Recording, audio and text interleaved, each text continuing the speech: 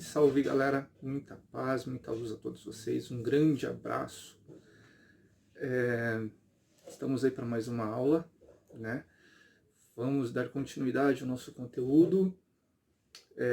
Espero que todos estejam aí anotando o conteúdo, né? Tirando suas dúvidas, mandando lá no portal, na produção acadêmica, no fórum.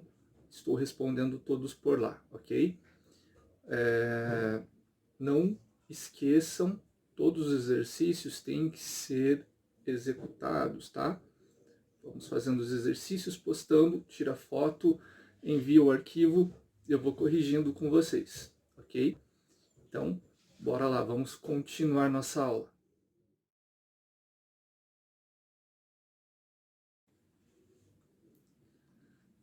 Relembrando então nossa aula passada, falamos um pouquinho sobre a arquitetura egípcia, né?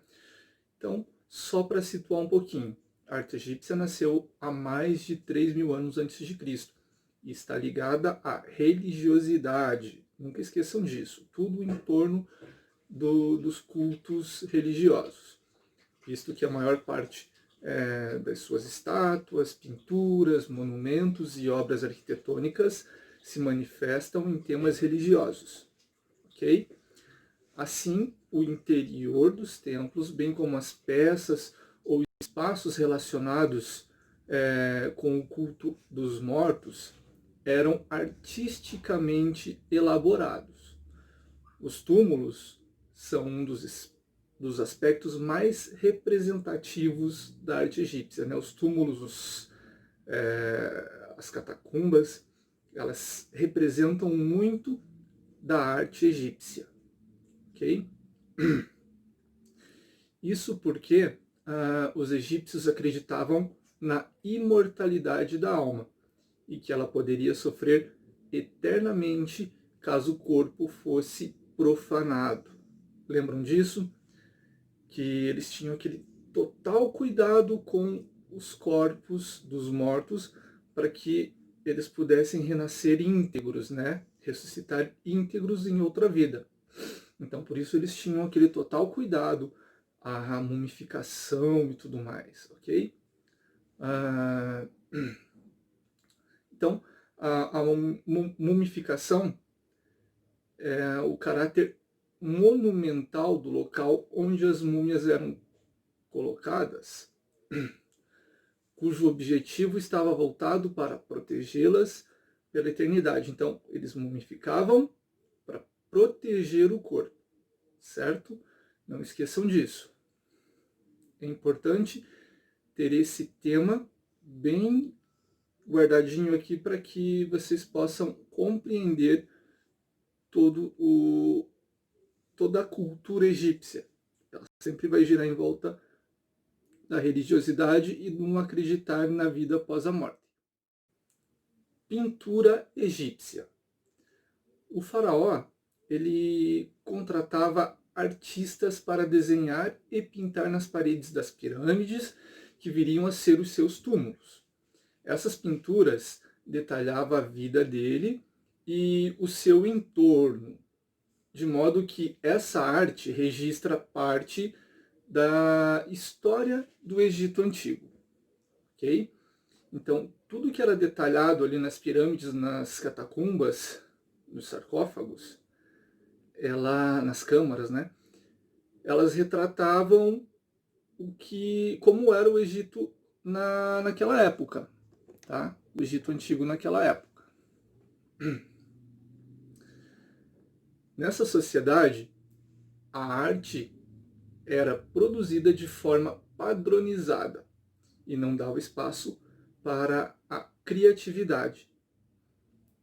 Dessa maneira, foi realizada uma arte anônima, pois o importante era a perfeita realização das técnicas executadas e não o estilo dos artistas. A dimensão das pessoas e objetos não caracterizava uma relação de proporção e distância, mas sim os níveis hierárquicos daquela sociedade. Por exemplo, o faraó, ele era sempre o maior dentre as figuras representadas numa pintura. Então, quando você observar uma pintura egípcia, vai ter uma pessoa que é maior. Essa pessoa que é maior, ela provavelmente era o faraó, tá? Então, sempre se ligando nisso. A pintura egípcia, ela não seguia padrões, tá? Não seguia, quer dizer, ela não seguia os padrões com relação à nossa altura, por exemplo. Como eu, né, tem tantos outros do mesmo tamanho que eu, da mesma altura que eu, eles não representariam assim se eu fosse, por exemplo, o faraó. Eu seria bem maior que os outros, mesmo tendo a mesma altura. Certo? Se liga aí. Falar um pouquinho sobre as cores e tintas na arte do Egito Antigo.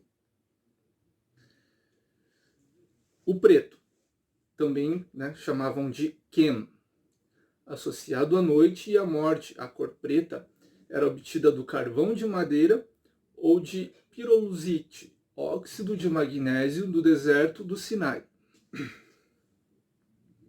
O branco, Red, extraído do cal ou gesso. O branco simbolizava a pureza e a verdade. Vermelho, Dasher, representava a energia, o poder e a sexualidade. Era encontrado em substâncias ocres. Amarelo, o Ked, estava associado à eternidade e era extraído do óxido de ferro hidratado, tá? O limonite. O verde, o Ad, simboliza a regeneração e a vida e era obtido da malaquite do Sinai.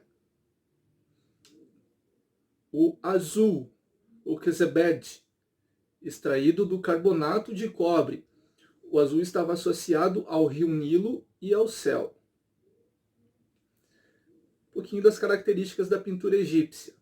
Existem muitas e muitas normas a serem seguidas na pintura e no baixo relevo produzidos no Antigo Egito, tá?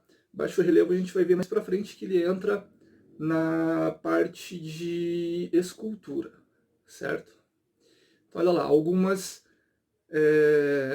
questões que é importante que você anote aí. Ausência de 3 dimensões, então ele não era tridimensional, tá? Ele representava ali a bidimensionalidade. Ausência de sombra, utilização de cores convencionais. Lei da frontalidade. O que é a lei da frontalidade? É a característica mais marcante na pintura egípcia, tá?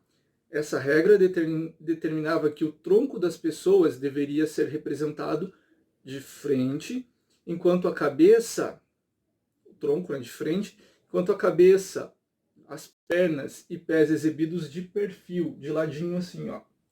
Tá? Então, era representado assim a cabeça, tronco de frente, braços e pernas também de perfil.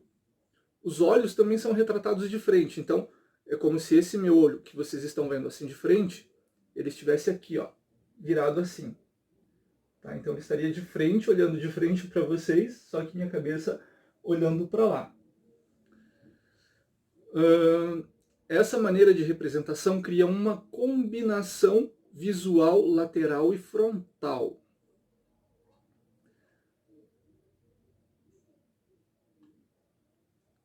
Um dos exercícios que eu vou querer que vocês executem nessa aula de hoje é a representação de um desenho, né? Fazer uma pintura egípcia. Eu vou deixar um exemplinho aqui para vocês, vocês vão olhar e vão tentar representar. Aí vocês vão perceber que o olho ele é mesmo representado de frente, a cabeça de perfil, sempre lembrando, o perfil é lateral, tá? Quando ela está totalmente de lado. Pernas e braços também de perfil e o tronco de frente, tá? Então, vale a pena pegar um lápis aí e tentar produzir um desses desenhos egípcios primitivos. Nossas tentativas sempre vão sempre parecer meio estranhas, assimétricas e deformadas. Pelo menos, né, quando eu fiz essa pela primeira vez, eu olhei assim, nossa, esse negócio tá meio estranho.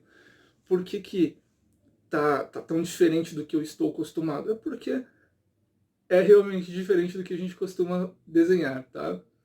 O sentido egípcio de ordem em todos os detalhes é tão poderoso que qualquer variação, por mínima que seja, ela parece desorganizar inteiramente o conjunto.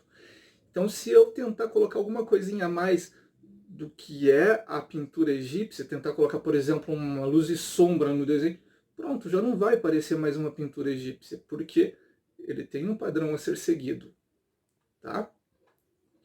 Então, pessoal, é isso. Eu quero que vocês elaborem esse desenho, pintem esse desenho e me enviem lá no fórum, ou melhor, na produção acadêmica, é melhor. Me envie o retrato desse desenho, produção acadêmica, tá? Mais uma vez, eu vou deixar o conteúdo, né, as vídeos expostas no fórum e vou abrir um tópico na produção acadêmica. Aí vocês vão assistir o vídeo no fórum e responder no produção acadêmica, tá? Não esqueçam disso. Então, não esqueçam, o exercício dessa aula, representar uma figura do Egito Antigo. Eu vou deixar a imagem aqui. Vocês podem pausar o vídeo, olhar essa imagem e tentar reproduzi-la, tá?